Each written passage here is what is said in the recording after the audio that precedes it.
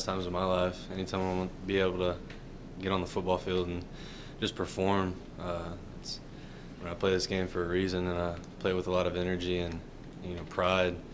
And taking a year off really kind of sucks it out of you.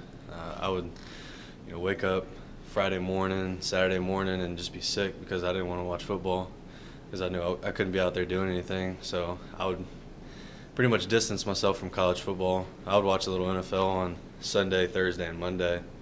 But yeah, it's awesome. I'm having a lot of fun. There's no other team I'd rather do it with than the SMU Mustangs, man. That looked like that first touchdown where you stiff-armed the guy against SFA and got into the end zone. A lot of yards after catch, but it looked like that was a very emotional moment for you. What was that moment like? Kind of came full circle for me there. I think it was kind of the I guess the come out moment for me, as far as I've waited a while to do that. I knew I was gonna be able to have that opportunity in this offense, and obviously that's the reason why I chose to come to SMU. It's because Coach Morris and Craddock were gonna utilize what I have to bring to the table.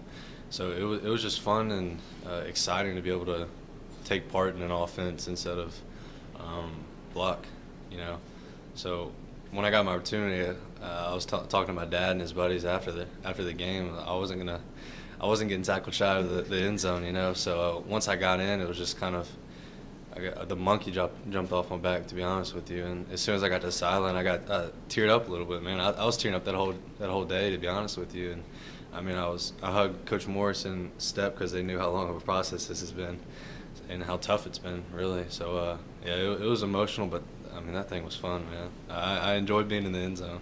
You said you talked with your dad about it after. Was he at the game? Yeah, he was at the game. I had a big outing you sit out for a year and a half, and I think your parents and your families want to see you play again, Yeah. So, yeah. What was it like to get to celebrate with them afterwards? It's just another emotional experience. They're probably more happy than I am sometimes with this. I've never got to experience it, but as a parent, they're always telling me how happy they are, and oh my gosh, how much they love me and stuff. And I mean, them alone know and have been through what I've been through, just because they're parents and they care that much. And big hugs were given out once I saw them, and I mean, it was good to see everybody after a game like that. They came to a couple games last year, and it's just not the same, We'd go out to eat, and I once again didn't want to talk about football at all. And to be able to talk about a game and just kind of run through it with my dad, my grandfather, who was a college coach, I mean, that's something I look forward to. I enjoy playing football, but being around my family is like, I think I'd much rather be able to talk about stuff with my family than anything. So it's good. Where did your grandfather coach? He coached at McNeese State in NLU, ULM now, 90s, early 2000s. Gotcha. So yeah, I kind of grew up around the sport, and I guess I'm gonna stick around it for as long as I can. Yeah. You touched on it briefly, but what was it that drew you to SMU when you were making your decision? I knew what Coach Morris had to offer, and I knew what was coming. Regardless of a 1-11 season, 2-10, I knew the potential that this place had, and I mean, I'm not gonna walk by it. I had a lot of big time offers, even coming transferring, and it was the trust factor I had with Coach. Not only did I know we could do special things, which we're not done yet, but I knew he was being genuine with me, and whatever he was telling me was the truth, whether it was bad or good.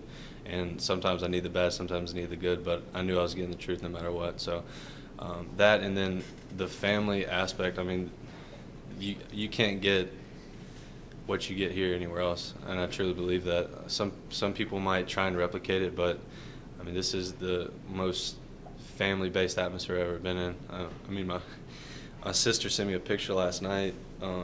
She got a freaking letter from Coach Morris. Like nobody does that, man. So yeah, I think it was pretty easy to make that decision if you have somebody like that coaching you. So this game upcoming this week is kind of in an odd spot in the schedule where it's right after two emotional rivalry games right before conference play starts.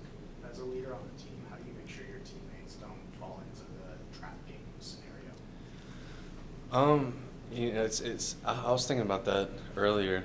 It's funny how we come around and we used to be the trap game. Now there's a trap game for us, which I think one is a good thing, but two, it's a learning experience. And